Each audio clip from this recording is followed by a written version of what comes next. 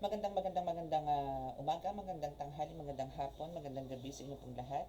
It's me again, Angel Whisper 11, ang inyo pong lingkod na magbibigay po ng mensahe sa inyo. Today, mula po kay God sa mga Ascended Masters, Holy Spirit, Angels, Archangels, Universe, Ancestors, Spirit Guides, Elementals, and syempre sa mga Animal Spirits. Okay, so ngayon po is parang magtatawas po tayo ngayon kasi meron po akong client um, from ano bang bansa yun? Vancouver. So, I'm going to use my cards para po malaman natin kung talaga po bang physical or spiritual po yung sakit niya. And kung saan po nanggaling, o kanino nanggaling, ito ganyan. So, aalamin po natin yan. Pero syempre, hindi naman tayo para mag-mention po ng name, no? And syempre nais ko po muna magpasalamat po sa lahat po ng mga patuloy na sumusubaybay ng ating YouTube channel, sa mga new subscribers. Maraming salamat din po. And wait po kayo doon sa bago ko pong mga medallions, no, and amulets, no, kasi meron po akong bago, which is the Tres Picoroma with Santissima Trinidad, which is ang Diyos Ama, Diyos Anak, Diyos Espiritu Santo. Made po siya in dignum wood, no, so malakas po talaga ang dignum wood, no, and kagandahan po nung dalawa na po siya. And also yung isa is Tres Pico with Sator Arepo Tenet Opera Rotas sa likod. So, yun po, abangan nyo po yun. Actually, meron po akong isa doon. Siyempre, kailangan ko po yun para po Actually, mas ko rin po mas prefer ko po ngayon ng mga dignum wood. No, pero iba pa rin po kasi talaga ang nanghihigop po kasi talaga ng sakit ang mga brass or mga tanso, especially po kung nagdabasalan talaga. Okay, so ngayon po is magpe-pray po muna tayo para po mabasbasan at mabigyan po tayo ng tamang kasagutan para po dito sa taong to na ating pong babasahan. At sa mga makaka-resonate po, kung pareho po kayo ng klase ng sakit or karamdaman po nito at gusto nyo po i-confirm, pabook po kayo ng message, pabook po kayo ng reading, sorry, and andyan lang na po sa description box ang aking contact number. So, dyan lang po kayo kumontak and para po mabibigyan ko po kayo ng slot. Okay? So, ito po is a paid private reading. No? So, tingnan po natin kung ano po yung sakit. Okay? So, let us pray first. Okay. So, let us check this. Saan ba yung ko? Ito pala. Okay. So, let us check. Pray po muna tayo. Sa ngalan ng Diyos na sa langit, mahal sa Kristo, mahal na Birheng Maria, mahal na Santo Niño, pakibasbasan po ng napakalalakas sa kapangyarihan, banal na dugo, banal na ngal, banal na Espiritu ng cards na ito, para po makapagbigay namin sa isang pagkapanood. Naway kami po inyong bigyan lagi ng kaligtasan, ilayo po sa makapahamakan, disgrasya sa kuna, at klase ng karamdaman na tukso, at bigyan po ng kagalingan lahat po ng may karamdaman. Maraming salamat po. Amen.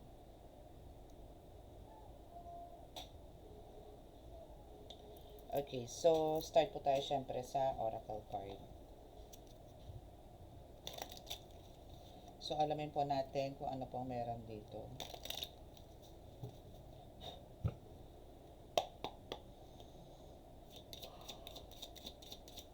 Actually, dapat kukuhanan ko pa ito ng history, pero direct na lang po tayo. Kasi inaabangan na rin po ito eh. Conflict. So, meron po itong nakasagutan, nakaaway. So, kung ano man po yung, eto, pagkagawa nga ganito pong klase na, no, is, since yan na po yung umpisa ng reading, so, malamang po, no, so, mga 90% is, kung ano man po yung karamdaman ng itong kliyente na to, or itong pasyente na to, is, spiritual na po, no. Kasi kung may conflict, may nakaaway, kasi yan naman po yung madalas eh. No, pagka may nakaaway, may nakasagutan, at hindi po naidaan sa korte, barangayan, mga tipong ganyan, no, or hindi nakaganti, is sa spiritual po binabanatan. And we have the stress card. So, dyan po sa stress card is, ano na po natin to. So, dito po sa stress card, syempre, andito na po ngayon yung after ng kanilang mga fights, after ng mga palitan ng mga anghang na salita or nagkaroon ng pisikalan. dito na po nag-abot-abot, no? Dito na po nagkaroon ng stress overload si client, no? Itong person na to. So, andito na po yung hindi na po makatulog, hindi na po mapakali, or maybe dito na po yung mga pains, no? And nandito ngayon yung talagang to the point, no, na parang nag-iisip na siya ng kung ano-ano, no? So, andito yung paranoia, or andito na rin po yung tawag na depression or anxiety, na which is naka-apekto talaga ng matindi sa kalusugan niya. Okay, so apology, relaxation. So parang ano to, no? I don't know, maybe ito is nagkaroon ng guilt si person, si yung person ng, I mean yung nakaaway niya, yung nakasagutan niya. Maybe ito po is nag-confess pa kuno, no? Para lang din po sa ipapanatag ng loob niya. But then, nagkaroon na po ng relaxation, nagkaroon na po ng parang apology, no? Is, yun nga lang, may nagawa na pong di maganda. And we have the loneliness card here, which is, andito yung talagang, ang nangyari ngayon sa client, no? Kung makikita nyo po ito, is nasa loob po ito ng hospital, or maybe this is, magkaroon po siya ng physical illness, nagkaroon po ng sakit talaga, no? And, talaga na-disappoint itong client ko na to. So, ito is, ngayon is talagang isolated siya literally. Why? Because talagang hindi na rin po nakakapag-work. Nasa bahay na lang po siya. Okay, so what else? Ito po kasi kaya po siya nag-apology talaga dito sa client ko. Para po siya katatahimik na konsensya niya. Pero, yun nga lang is, wala eh. Okay, so this is assuming, no, na ang pagmamahalan nila o ang kanilang ano tawag to, ang kanilang relasyon, no, ito is malamang sa malamang is connected po sa kanya, no. It's either since lalaki po to, so malamang sa malamang po, no, is this is from his wife, no. So or maybe ka-live-in or nakarelasyon, mga ganon. So parang kahit na ganito po ang nangyari, kahit po nag-apology itong person na to dito sa client ko, to the point na parang pinapakalaman niya yung sarili niya. Pero the truth here is, kahit ano pong pagsisikap ang gawin na paglalambing, pagsusori nito, pakikipag ayos, no, is andito pa rin yung talagang yung peace of mind, wala po dito sa taong to. Kasi nga, andito po yung nagsasuffer po na matindi ngayon tong taong to, tong client ko, no. And we have the nightmare. Maybe itong person na to, or itong client ko na to is, anong tawag dito, nagkakaroon po ng mga bangungot or hindi po magaganda mga panaginip, no? And we have the ritual. And yes, so positive po na ito pong taong to, ito pong binabasahan natin ngayon is meron pong ritual. And kukunin po natin itong nakatihaya na to, no? Itong card na to. Tingnan natin kung ano yan. Kung meron pa. Kung meron pa mga ibang nakatihaya, titingnan natin. So, ito po kasi hindi bumagsak. Pero tumihay. So, nag-twist lang siya. So, meron po siyang confirmed na spiritual attack nung nangyayari sa kanya. So, itong taong to expecting na parang after the apology or after ng fights nila, after ng fights nila at nagkaroon po ng asking ng apology itong taong to, maybe hindi po tinanggap nitong client ko, no? Kahit na anong pagpupursige is hindi na po nagtagumpay. Mga tipong ganon. So, let's see. And, andito po yung ritual. OMG. So, we have the curse. So, kung hindi man po ito gumagamit ng voodoo doll, so, malamang sa malamang po is nagkakanda. I mean, kung wala man po itong body pains, pero sa pagkakaalam ko po meron eh. Alam ko parang hindi po ata makalakad itong taong to. So, andito po yung hindi lang po parts sa lower part ng body siya tinamaan, kundi sa upper part or the whole body, na para talagang siguro maglantang gulay to or nakahiga na lang maghapon, mga tipong ganon.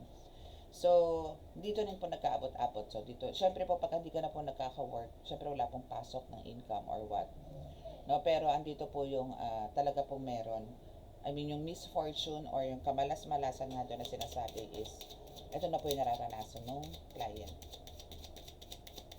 So, minsan po talaga hindi po maganda yung, sabihin natin talaga may mga fights, no? And homeless. So, we have parang ang gusto nitong taong to na gumawa ng hindi maganda ritual sumpa kulam dito sa client ko na to is talaga magkaroon to ng miserableng buhay. To the point na mawala ng trabaho, mawala ng bahay, layuan ng pamilya, layuan ng kaibigan, mga ganun po. So, yan po yung mga curses or mga rituals na binigay sa kanya. But I know, medyo parang may okay pa naman. I mean, nasa bahay pa naman. And we have here, so the real estate. So, meaning talagang ang tinitira po sa kanya is about the property. Property, pera, mga tipong ganun. Anything else? So, last card na tayo.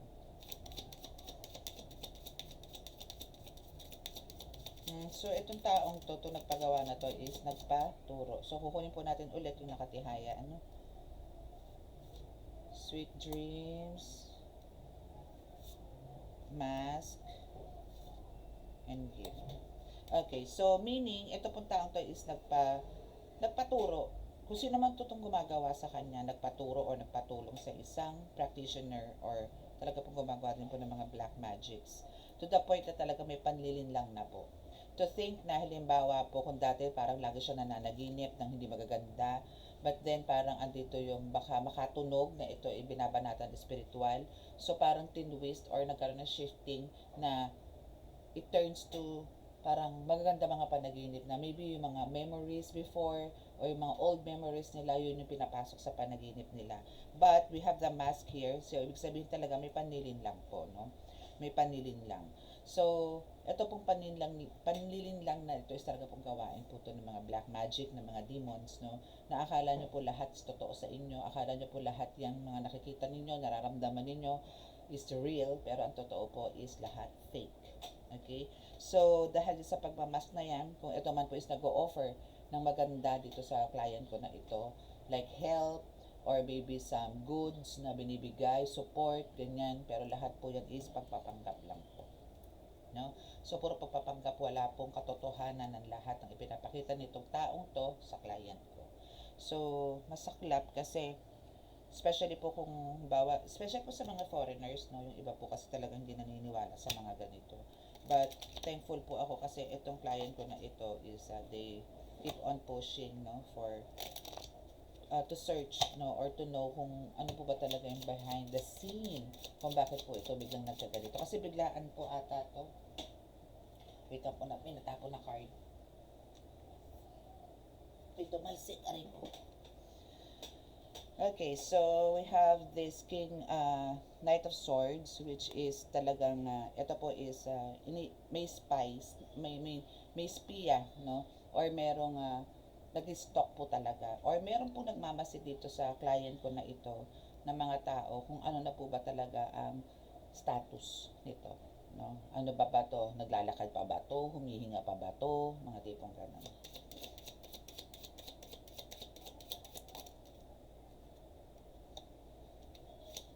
And we have the, in reverse, no, Two of Pentacles. So, parang ang gusto nito is, parang ayaw na nito na talaga magkaroon ng progress or magkaroon ng healing. And we have the third party, the lovers, no. Maybe nagkaroon ng third party before. So, malamang yun yung talagang pinag-awayan nila. And we have this Ten of Swords, which is talagang may spiritual attack. The Fool. But, ang nakakatuwa dito is guided naman to. Kung hindi po ito naging guided, hindi po nila ako makikilala. No? And we have the Queen of Wands. So, there's a person na talagang open arms, no, to help this client of mine para po sa kagalingan niya. Which is, po to, alamang po is yung sister niya.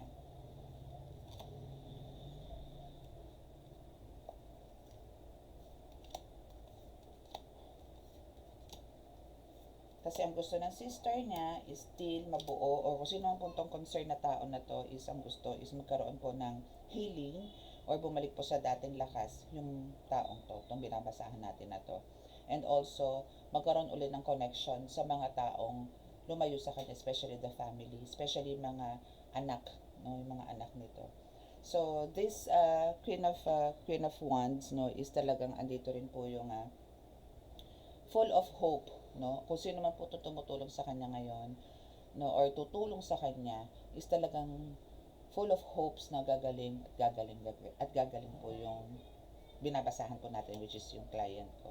Because you have the Queen of Cups here na talagang begging, no, begging for healing dito po sa taong to.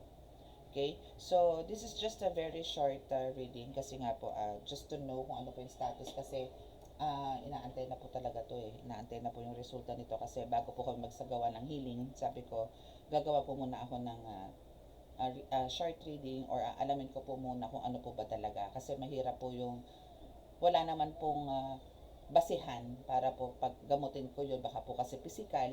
So, andito naman po yung alam kong gusto ko lang po i-confirm na kung talagang ito po is spiritual attack kasi mas ayoko naman po na banatan or bigyan ng kagaling or gagamutin pero hindi naman po ako dapat sa doktor. So, sa nakita ko naman po dito is talaga pong there's a somebody or third party involved dito and somebody wants to help, no, para magkaroon ng kagalingan po tong client ko na ito. And hindi po biro kasi po talagang may sumpa at meron din pong ritual na ginagawa na talagang para mahimlay na itong taong to. But I think through prayers itong taong to na nandito is malakas pa rin po or still lumalaban po tong client ko na ito. Okay, so kaya po medyo watch out po tayo and careful din po tayo sa mga bibitawan po natin sa atin po mga kaharap kasi nga po hindi po natin alam kung ano po yung pwede nilang gawin. Hindi man po kayo, wag po kayo magpakakampante kung halimbawa po yung mga iyan is hindi po kayo inilaban or parang hindi po nagsawalang imik, nabigla na lang nag-ghosting, then after a while na meron na po kayong mga nararamdaman, isang dito yung mag-a-ask sila ng apology, meron na pong behind na nangyayari doon. I mean, malamang sa malamang po is binibira na po kayo spiritually, no? So, ngayon po parang hindi na po uso ata ang banatan, suntukan sa mga kabataan. Oo, uso pa yan, pero po sa mga adults, no, is iba na po ang birahan. Okay? So, careful na lang po tayo sa mga nakapaligid po sa atin. So, ito po is a very short reading lang po. And maraming salamat po sa mga nakinig. So, kung meron man pong, kung nakaka-resonate naman po kayo at gusto nyo rin pong parang magpatawas through card reading, pwede rin po para lang po for confirmation, and para din po sa healing po ninyo. Okay, so sa mga naka-resonate at di pa po nakaka-subscribe, please click the subscribe button, paki-like and share, and click notification bell para po update kayo lagi sa ating reading. Okay, so maraming salamat po and dito na pa tayo sa healing.